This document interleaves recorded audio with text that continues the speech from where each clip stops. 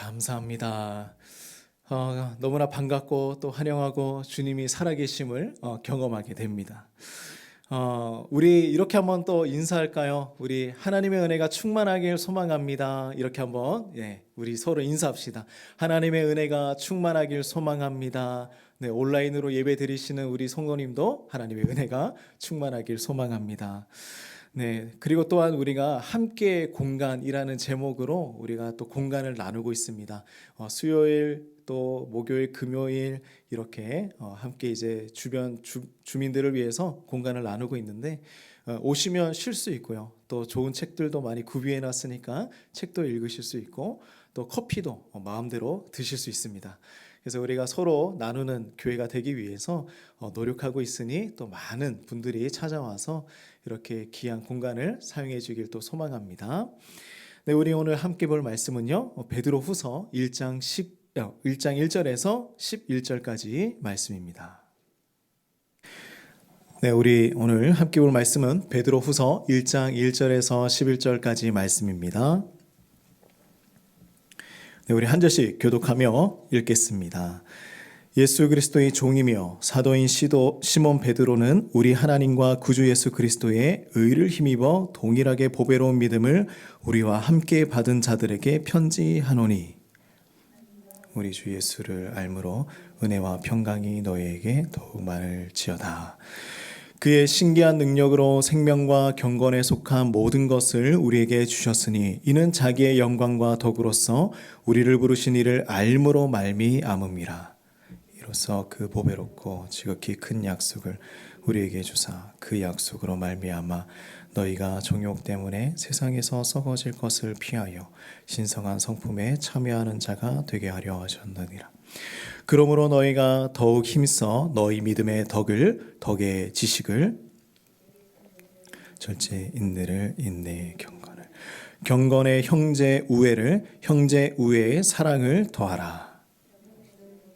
흡족한즉 너희로 우리 주 예수 그리스도를 알기에 게으르지 않고 열매 없는 자가 되지 않게 하려니와 이런 것이 없는 자는 맹인이라 멀리 보지 못하고 그의 옛 죄가 깨끗하게 된 것을 잊었느니라. 그러므로 형제들아 더욱 힘써 너희 부르심과 택하심을 굳게 하라. 너희가 이것을 행한즉 언제든지 실족하지 아니하리라. 함께 읽겠습니다. 이같이 하면 우리 주 곧 구주 예수 그리스도의 영원한 나라에 들어감을 넉넉히 너희에게 주시리라. 아멘. 아멘. 우리 함께 고백을 해봅시다. 첫 걸음은 감동입니다. 첫 걸음은 감동입니다. 제가 이 첫 걸음이라는 단어를 좀 찾아보니까 이런 뜻을 가지고 있어요. 뭐냐면 목적지를 향하여 처음 내딛는 걸음이라고 명시가 되어 있습니다. 목적지를 향하여 처음 내디디는 걸음. 저희가 이제 지난 주일에 이렇게 말씀을 나눴어요. 뭐라고 나눴냐면 우리에게 주시는 구원은요, 나의 능력과 나의 노력으로 하는 것이 아니라 오직 굳게 참으시고 버텨주시고 끝까지 우리를 이끌어 가시는 그 견인으로 전적인 하나님의 은혜로 이루어지는 것이 구원이다 말씀을 나누었어요. 그리고 그 구원을 받은 우리는 무엇을 해야 하는가? 그 은혜를 받은 그 감사의 마음으로 우리는 반응하며 이 땅에서 살아가야 한다. 그 말씀을 나누었죠. 그래서 우리의 믿음이 진짜라면 그것은 반드시 경건한 행위로 나타나게 되어 있습니다. 그렇다면 우리는 그 은혜에 감사한 마음을 어떻게 이 땅에서 누리며 살아갈 수 있을까? 무엇을 하면서 살아갈 수가 있을까? 오늘 그 말씀을 나누어 보고자 합니다. 우리 성도님들은 이 땅 가운데서 살아가면서 많은 것들을 해보셨을 거예요. 그죠? 그리고 꼭 필요한 것은 아니지만 지금 내가 살아가면서 이것은 꼭 한번 해보고 싶다라는 것이 있습니까? 이것은 꼭 한번 해보고 싶다. 세상의 사람들은 이것을 이제 리스트로 만들어서 목록을 작성해서 자신이 하고 싶은 것들을 만들어 나가죠. 이것을 버킷리스트라고 합니다. 그런데 이제 국립국어원에서는 이것을 좀 좋은 말로, 다른 말로 이렇게 나눴는데 뭐라고 하냐면 소망 목록이라는 단어를 만들어서 이것이 버킷리스트다. 이렇게 좀 순화해서 이야기를 합니다. 더 발음이 좋지 않습니까? 소망 목록. 그죠? 느낌이 더 좋아요. 그래서 이것을 적어 보신 분도 있을 것이고 적지 못한 사람도 있을 거예요. 그래서 요즘에는 책들도 보면 뭐 5년 동안 기록할 수 있는 일기가 있어요. 그래서 5년 동안 무엇을 기록하냐면 그 질문이 하나씩 있는데 그 질문에 대해서 답을 하고 또 1년 뒤에 똑같은 질문에 대해서 답을 하면서 내가 1년, 2년, 3년을 어떻게 살아왔는가 그것을 이제 돌아보는 그런 일기도 있습니다. 근데 이제 이 버킷리스트라는 것을 3,500명의 대상으로 한번 조사를 해봤는데 이런 결론이 나왔어요. 뭐냐면 그 목록의 1위는 이거예요. 여행하기예요. 여행하기.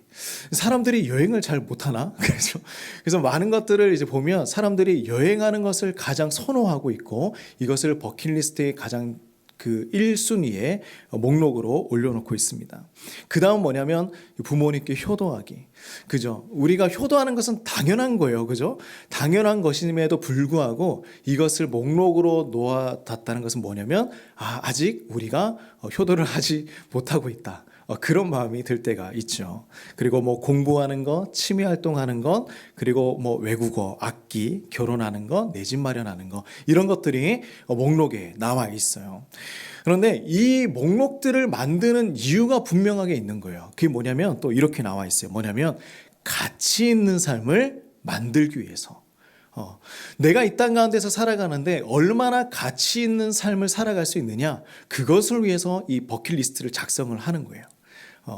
내가 이렇게 살아가고 있는데 무언가 내가 그냥 살아가는 것이 아니라 가치 있는 삶, 소망이 있는 삶 그것을 살아가고 싶다. 그런데 이제 더 중요한 건 뭐냐면 이것을 다 실현할 수가 있는가? 버킷리스트를 다 적었지만 이것을 다 내가 이루며 살아갈 수가 있는가? 그런데 그게 아니라는 거예요. 거의 이 목록 중에 25%는 이루지 못하고 그냥 포기하고 살아가고 있다라는 것입니다. 근데 그 이유는 무엇이냐면 이거예요. 당장 눈앞의 일이 더 바쁘기 때문에. 그렇죠? 우리가 이 땅에서 치열하게 살아가고 있는데 이것을 다 해나갈 시간이 없는 거예요. 눈앞의 일이 더 급한 거예요. 이것을 빨리 해야 되기 때문에. 그리고 경제적 비용이 필요한 것, 그리고 당장 이룰 수 없는 것, 실천할 수 있는 시간이 없어서 이런 이유들로 이 많은 목록들을 다 이루어가지 못하고 살아가고 있습니다.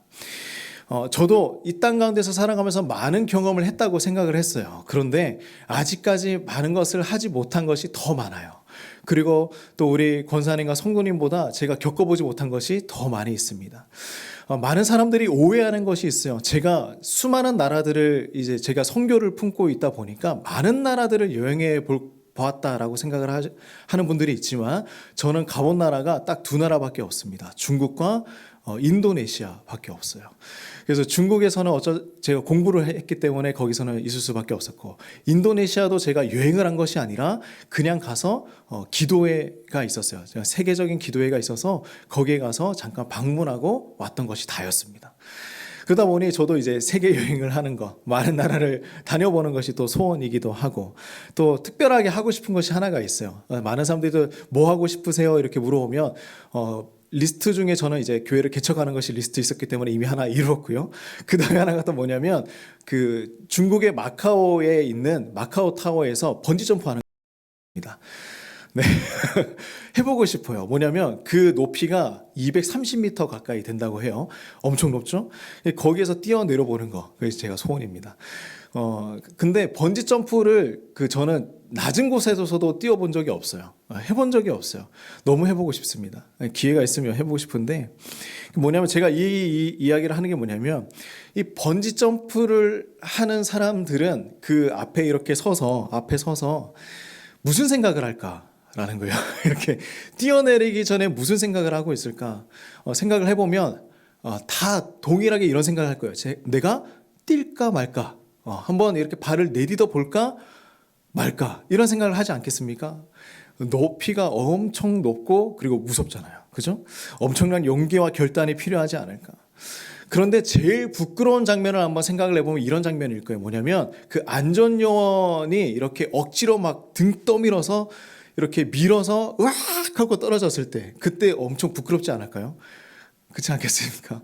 그런데 정말 멋지게 내가 결단해서 멋있는 포즈로 확 뛰어내린다면 사람들이 보기에도 와 진짜 멋있다. 그리고 나 스스로도 엄청난 경험을 하게 될 겁니다. 내가 이 어려운 시간을 뛰어넘었구나. 내가 용기를 내어서 한번 뛰어내려 보았구나. 그런데 뭐냐면 우리의 신앙도 이렇다라는 거예요. 우리 신앙도 버킷리스트와 참 비슷한 점이 많이 있어요. 뭐냐면 하나님을 향한 소망 목록들이 있을 거예요. 그죠? 내가 신앙생활을 하면서 내가 이 땅 가운데서 살아가면서 하나님을 위해서 하고 싶은 것들이 있을 거예요. 그런데 당장 눈앞에 있는 일들이 너무 많은 거예요. 하나님보다 내가 먼저 이루어가야 할 일들이 더 많이 있는 거예요. 그러나 우리에게 좀 더 중요한 것은 무엇이냐면 우리에게 이 시작이 참 중요하다. 이 시작점이 참 중요하다라는 것입니다. 누가 뒤에서 떠미는 것 말고 주춤주춤하다가 억지로 이렇게 끌려서 신앙생활 하는 것 말고요. 한 발 내딛기 위해서 필요한 이 용기가 지금 우리 가운데 있어야 한다라는 것입니다. 그래서 이 첫 걸음은 제가 뭐라고 했죠? 목적지를 향하여 처음 내딛는 걸음. 우리가 처음 걸음을 걷기는 해요. 근데 더 중요한 게 뭐냐면 내가 첫 걸음을 딱 내딛었을 때 무엇이 있어요? 내가 첫 걸음을 내딛었지만 이것은 어디를 향하고 있습니까? 목적지를 향하여 내딛었다라는 거예요. 목적지를 향하여 내딛었다. 그래서 이런 이야기가 있습니다. 존 F 케네디가 연설을 할 때 이런 표현을 썼어요. 뭐라고 했냐면 1000마일의 여행은 한 걸음과 함께 시작한다라는 말이 있습니다. 너무 멋지지 않습니까? 1000마일의 여행은 한 걸음과 함께 시작한다. 너무나 여정이 길 것 같고 멀 것 같고 이것이 언제 끝나지는 모르겠지만 이 여행을 시작하기 위해서는 한 걸음을 내딛어야 한다라는 것이죠. 우리가 등 떠밀려서 신앙생활을 하기보다 무언가 내 삶의 변화를 일으키는 그 역사를 경험하시기를 주님의 이름으로 축복합니다. 우리가 함께 번지 점프를 하듯이 한 발 내딛는 그 용기가 우리 가운데 있기를 간절히 소망합니다. 그렇다면 우리는 무엇에 힘을 쓰면서 살아가야 하는가? 우리가 무엇에 집중하면서 살아가야 하는가? 그래서 오늘 이 말씀을 보면요, 베드로는 오늘 이 말씀을 전할 때 너무나 간절한 마음이 있었어요. 이 말씀을 기록하는 그의 마음에는 두려움이 있었을 거예요. 뭐냐면 이제 자기가 마지막이라는 그 마음이 있었을 거예요. 나의 이 시간이 끝이 나겠구나. 내가 이렇게 복음을 전하고 주님을 위해서 살아가는 시간이 마지막이 다가오겠구나. 그것을 경험하는 시간이 있었을 거예요. 뭐냐면 이 베드로전서는요, 로마 황제 네로가 그리스도인에 대한 박해가 시작하기 전에 적혔던 말씀이 베드로전서예요. 근데 그 박해가 시작되고 난 이후 3년, 이 베드로전서를 쓰고 난 이후 3년의 시간이 되었을 때 쓴 말씀이 이 베드로 후서입니다. 그러니 베드로 후서를 쓸 때에 얼마나 심각한 박해가 있었고 얼마나 많은 고난이 있었을까요? 그러나 이 말씀을 쓰면서 이 베드로가 뭐라고 얘기하고 있냐면 이렇게 목적을 두고 기록을 하고 쓰고 있습니다. 15절 말씀이에요. 우리가 오늘 읽지는 않았지만 이 베드로 후서 1장 15절 말씀을 같이 한번 읽어봅시다. 시작. 내가 힘써 너희로 하여금 내가 떠난 후에라도 어느 때나 이런 것을 생각나게 하려 하노라. 아멘. 베드로가 이렇게 기록하고 있어요. 내가 힘써서 이것을 쓰는 이유는 뭐냐면 내가 떠난 이후에라도 어느 때라도 이 내가 기록하고 적었던 내용들, 하나님의 말씀들을 생각나게 하기 위해서 내가 지금 이것을 기록하고 있다. 베드로는 자신의 죽음이 다가왔다는 것을 알게 되었어요. 그래서 죽은 후에라도 하나님의 백성들이 그리고 그리스도인들이 끝까지 이 진리를 기억하기를 원했던 것입니다. 근데 그 말씀이 무엇이냐? 베드로는 무엇을 말하고 싶었던 것일까? 사람들은요, 예수님을 믿으면서 살아왔어요. 그죠? 우리도 예수님을 믿으며 살아가고 있지 않습니까? 이때 당시에도 그때 당시에도 지금도 동일한 마음으로 모든 그리스도인들은 살아가고 있습니다. 예수님을 믿고 따라가고 있어요. 그리고 나중에 우리가 기대하는 것은 무엇입니까? 예수님이 이 땅에 오실 것을 기대하면서 살아가고 있는 거예요. 그런데 놀라운 것은 뭐냐면 시간이 지나면서 우리의 마음이 변하기 시작을 해요. 어떻게 변하냐면 우리의 마음속에 잡고 있던 것은 무엇이었냐면 예수님이 안 오실 것 같은 거예요. 그런 마음이 들지 않습니까? 내가 죽기 전에 예수님이 오실까?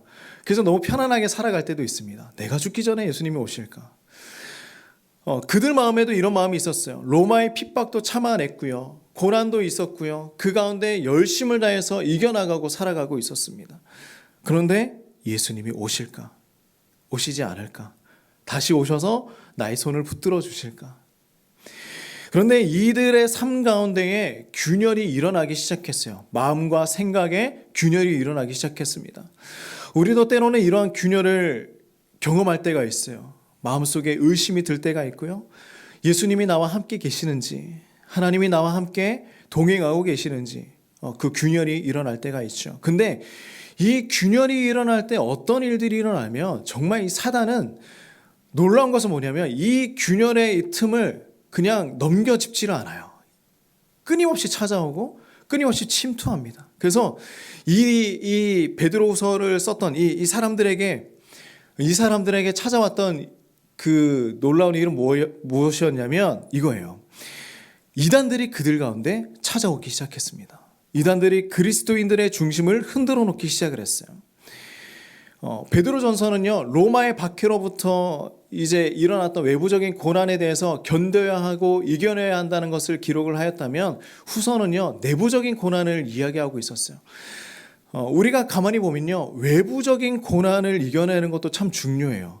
그죠? 그런데 우리가 쓰러지고 넘어지는 이유는 무엇이었냐면, 내부적인 고난 때문에 더 많이 쓰러지고 넘어집니다. 내 안에 일어나는 그 중심을 잃어버리게 하는 많은 것들로 인하여서 우리는 넘어질 때가 많이 있어요. 우리 이솝우화의 내용 중에 토끼와 거북이 많이 들어보셨죠?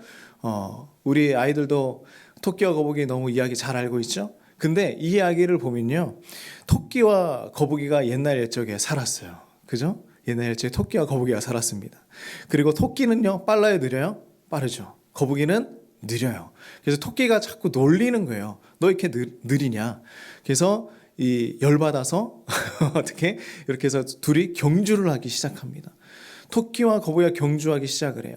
그런데 이제 토끼는 더 빨리 가다 보니까 거북이가 저 뒤에 보이지 않는 거예요. 마음을 놓고 낮잠을 잡니다. 그 사이에 거북이는 이 토끼를 앞질러서 가서 결승에 골인을 합니다.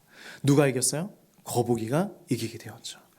그래서 이 내용에 우리에게 주는 교훈은 무엇이냐면, 정말 성실하게 노력하는 사람이 승리를 하게 된다라는 교훈이 있지만, 우리는 여기서 좀 더 나아가서 봐야 하는 것이 있어요. 그게 뭐냐면, 토끼와 거북이의 싸움의 대상이 누구였나를 봐야 됩니다. 토끼의 싸움의 대상은 누구였어요? 외부적인 요인이었던 거북이였습니다. 그냥 거북이만 보면서 달려갔던 거예요. 그런데 더 중요한 것은 뭐냐면, 이 거북이의 싸움의 대상은 토끼가 아니었어요. 뭐였냐면 자기 자신이었습니다. 나의 느림, 나의 이 빠르지 않음, 이것에 대한 싸움이었어요. 스스로 그것의 싸움을 이겨나가면서 그 경기를 하였던 것이었죠.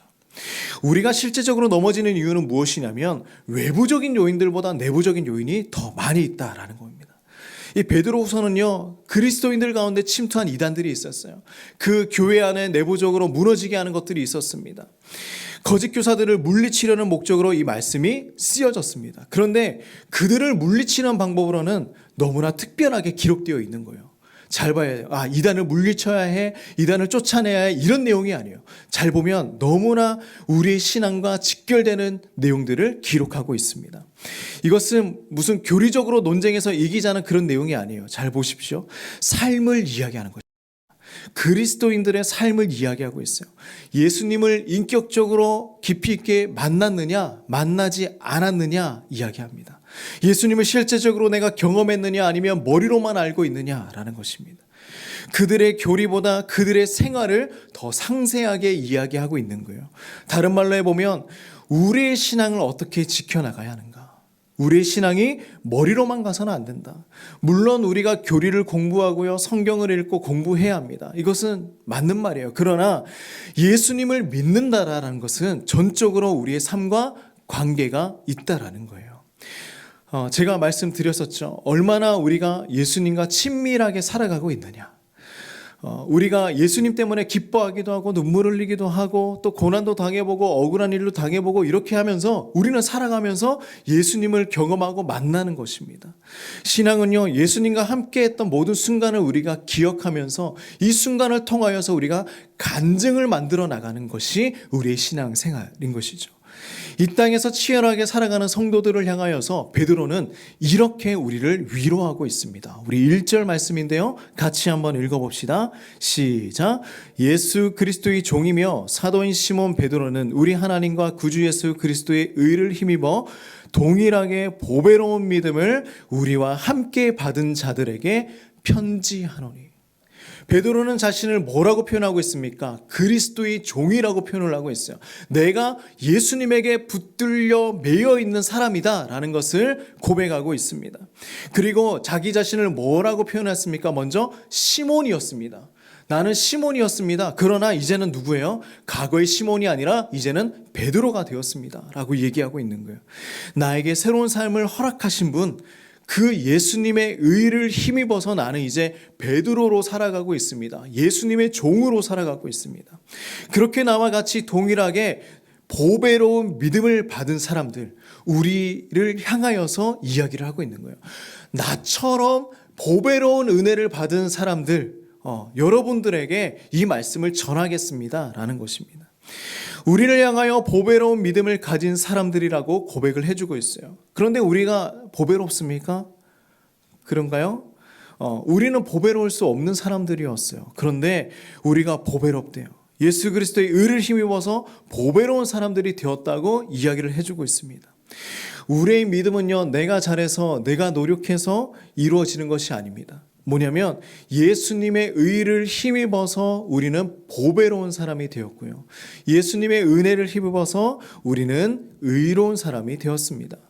이 믿음을 소유한 사람은 뭐라고 얘기하고 있냐면 그 삶이 달라질 수밖에 없다라고 이야기하고 있는 거예요. 무슨 이야기입니까? 내가 부족하고 내가 죄인이고 정말 내가 아무것도 아닌 거예요. 내가 nothing이에요. 근데 아무것도 아닌 존재라고 할지라도 이 믿음 자체가 보배롭기 때문에 이 믿음을 소유한 사람들은요, 하나님의 백성이 되고 거룩한 백성이 될 수 있는 그러한 자격이 있다라는 것입니다. 2절 말씀을 우리 같이 한번 읽어보겠습니다. 시작. 하나님과 우리 주 예수를 알므로 은혜와 평강이 너에게 더욱 많을지어다. 우리 성도님들 모두에게 이러한 은혜와 평강이 넘쳐나기를 주님의 이름으로 축복합니다.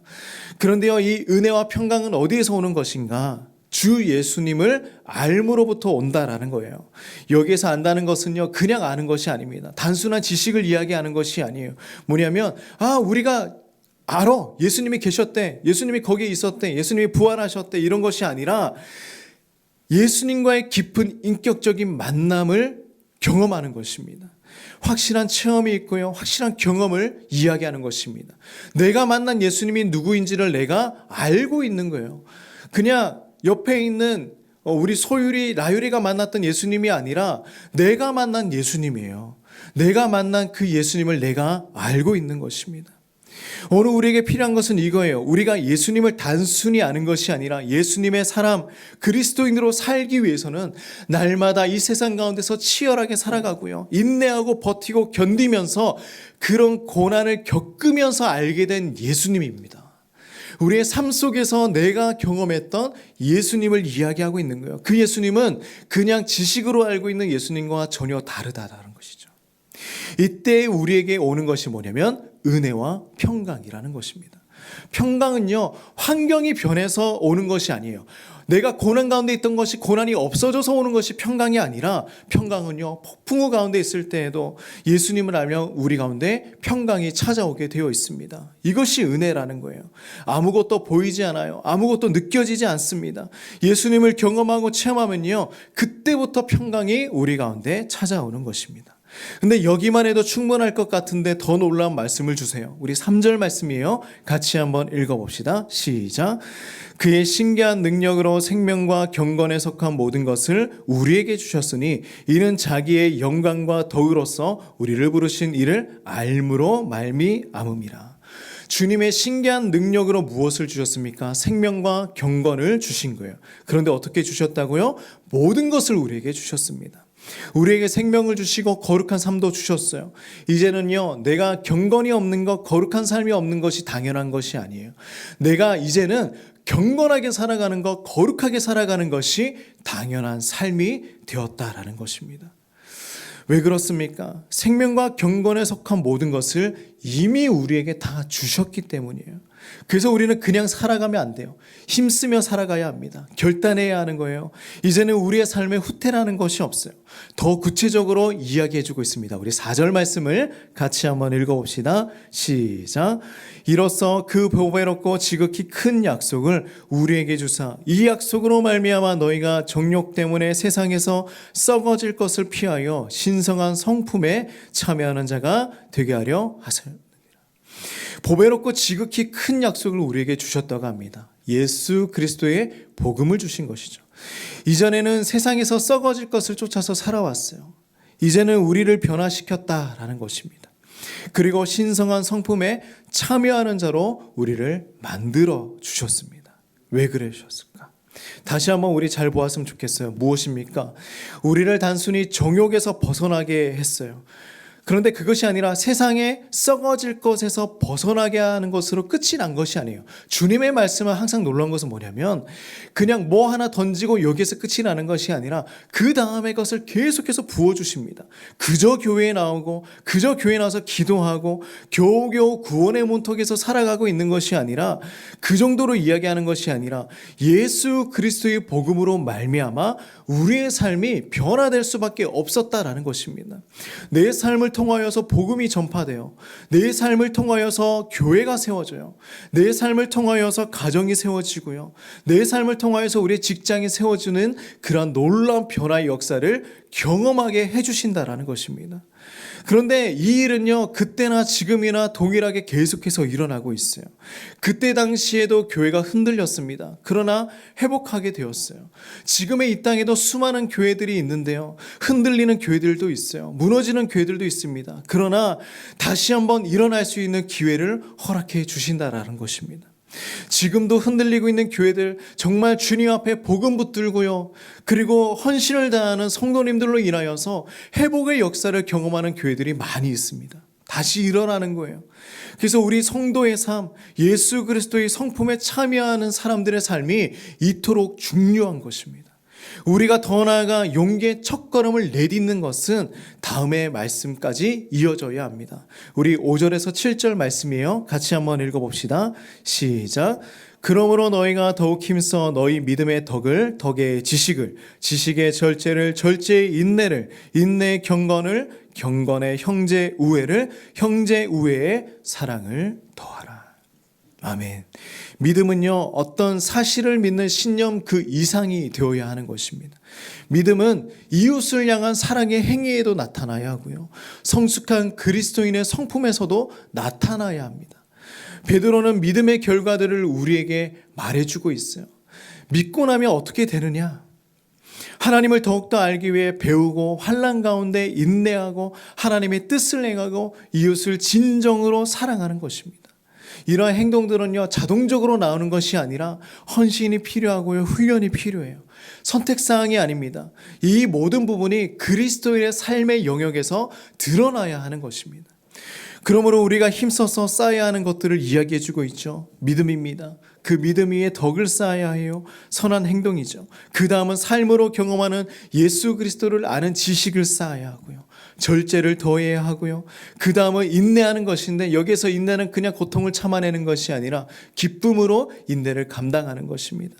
그리고 거기에 하나님께 헌신을 다하는 경건을 쌓아가고 형제 우애를 쌓고 사랑을 쌓아가는 것이죠. 이것은 하나를 끝내고 그 다음을 시작하는 것이 아니라 이 모든 것들이 하나로 엮여져서 한 힘을 다해서 이루어져야 하는 것입니다. 무슨 이야기일까요? 삶을 이야기하는 것이죠. 우리 그리스도인의 삶을 이야기하는 것입니다. 머리로만 알던 믿음이 이제는 삶으로 이어집니다. 그리스도인들이 열심과 열정을 가지고 힘을 다하는 것입니다. 머리로만 차갑게 알던 그 교회가 모든 삶의 영역이 충만해지는 교회로 변화되어 나가는 것입니다. 그냥 머리만 있는 것이 아니라 우리의 마음속에 일어나는 열정이 있고요. 그리고 그 열정을 가지고 이 세상 가운데서 살아가는 힘이 있는 것입니다. 제가 질문을 하나 하겠습니다. 우리 한 주간 얼마나 주님 붙들면서 살아가셨습니까? 버킷리스트를 이루지 못했던 사람들처럼 내 눈앞에 일어나는 일이 너무나 급하고 바빠서 주님 앞에 나와서 기도한 일들이 얼마나 있습니까? 제가 정죄하는 것도 아니고 나무라는 것도 아닙니다. 함께 고민을 해보자라는 것입니다. 함께 우리의 삶을 돌아보자라는 것입니다. 제가 감히 이야기하지만 기도하지 않고 살아갈 수 있다는 것은 우리가 그만큼 교만해진 것은 아닌가 한번 되돌아보게 됩니다. 우리는요, 우리의 모든 시간을 통해서 나의 간증을 만들어 가야 합니다. 하나님의 살아계시는 이야기, 하나님과 나 사이에 일어났던 그 수많은 일들을 우리는 간증으로 만들어 가는 것입니다. 그런데 우리는 가끔 주춤주춤해요.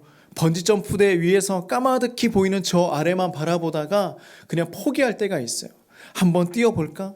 뛰었다가 로프가 끊어지면 어떡하지? 그리고 뛰어내렸다가 나의 삶에 불이익이 일어나면 어떡하지? 교회 한번 나와보라고 해서 나왔는데 나의 삶에 변화가 일어나지 않으면 어떡하지? 사도 바울은요, 이렇게 얘기했어요. 빌립보서 말씀에 항상 복종하여 두렵고 떨림으로 너희 구원을 이루라고 이야기하고 있습니다. 우리가 어떻게 가만히 있을 수 있을까라는 생각을 해봅니다. 우리가 현대 선교의 아버지라고 불리는 윌리엄 캐리라는 선교사님을 다 알고 계실 거예요. 그런데 이 윌리엄 캐리 선교사님이 한 모임에 가서 이렇게 얘기를 했어요. 세계 선교는요, 신자의 의무입니다. 우리가 다 일어나서 세계 열방 가운데 나가서 선교를 이루어 나가야 합니다. 이렇게 외쳤더니 거기에 모여있던 목사님들이 뭐라고 했냐면, 우리도 알고 있다. 세계 선교 중요합니다. 그러나 세계 선교가 중요하지만 정말 하나님이 선교를 원하신다면 그냥 가만히 있어도 선교는 이루어질 것입니다. 젊은 청년이여 그냥 그 자리에 앉아서 가만히 있으세요. 이렇게 얘기하는 거예요. 그러니까 아무것도 하지 말라는 것이죠. 근데 이제 윌리엄 캐리는 어떻게 했어요? 세계에 나가서, 인도 가운데 나가서 주의 복음을 전하고 또 현대 선교의 아버지가 되는 그러한 놀라운 역사를 만들어 갔었죠. 저는 이 일화를 보면서요, 그런 생각을 할 때가 있어요. 정말 하나님이 원하시면 가만히 있으실까라는 거예요. 하나님이 원하시면 나를 가만히 두실까라는 것입니다. 정말 하나님이 원하셨으면 나를 가만히 두셨을까? 저도 가만히 있고 싶거든요. 저도 가만히 있고 싶습니다. 그런데 개척하게 만드셨잖아요. 그리고 성도님들을 움직이시잖아요. 그리고 이 땅에 지금도 끊임없이 이 주변에도 아니면 제 동기들에게도 끊임없이 개척하게 만들어 나가시잖아요. 교회를 세워 나가시잖아요. 하나님의 역사는요, 사람을 통해서 이루어 나가십니다. 근데 우리는 때로는 잘못 생각할 때가 있어요. 모든 것을 감당할 능력을 주시니까 애써서 노력할 필요가 없다라고 생각할 때가 있거든요. 근데 오히려 노력하고 힘쓰는 것을 이상하게 생각할 때가 있어요. 그러나 예수님은 우리에게 뭐라고 했습니까? 구하라 하시고 찾으라 하셨어요.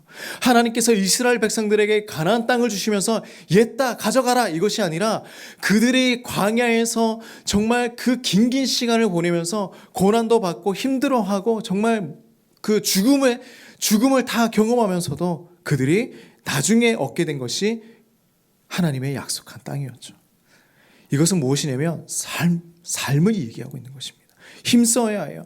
다시 첫걸음을 내딛어야 합니다. 내가 멈추어 있었구나. 믿음이라는 부분에서 내가 머뭇거리고 있었구나. 두려워하고 있었구나. 더 나아가 덕을 세우는 거, 예수님을 알아가는 거, 절제하는 거, 인내하는 거, 사랑하는 거, 거기까지 내가 힘쓰지 못했구나. 그럼 이제는 내가 힘써서 이 삶을 시작해야겠구나. 그리고 나의 삶을 통하여서 나의 가정, 나의 직장, 나의 주변, 나의 모든 것들을 변화시켜 나가야겠구나. 첫걸음을 내딛어 보면요, 우리는 하나님이 주시는 감동을 경험하게 될 것입니다. 첫걸음을 내딛기 시작하면 하나님의 역사를 맛보기 시작할 것입니다. 우리는 그래서 삶의 질문을 던져야 합니다. 나의 삶은 나의 믿음에 대해서 뭐라고 답할 수 있을까? 그죠? 우리 베드로서 10절과 11절 말씀을 같이 한번 읽어봅시다. 우리 11절 말씀을 먼저 읽어봅시다. 이같이 하면 우리 주 곧 구주 예수 그리스도의 영원한 나라에 들어감을 넉넉히 너에게 주시리라. 넉넉히 주시는데, 하나님의 나라에 들어갈 수 있는 것을 넉넉히 우리에게 허락해 주시는데, 근데 어떻게 하면 우리가 그렇게 해주시느냐? 우리 10절 말씀을 읽어봅시다. 시작. 그러므로 형제들아 더욱 힘써 너희 부르심과 택하심을 굳게 하라. 너희가 이것을 행한즉 언제든지 실족하지 아니하리라. 아멘.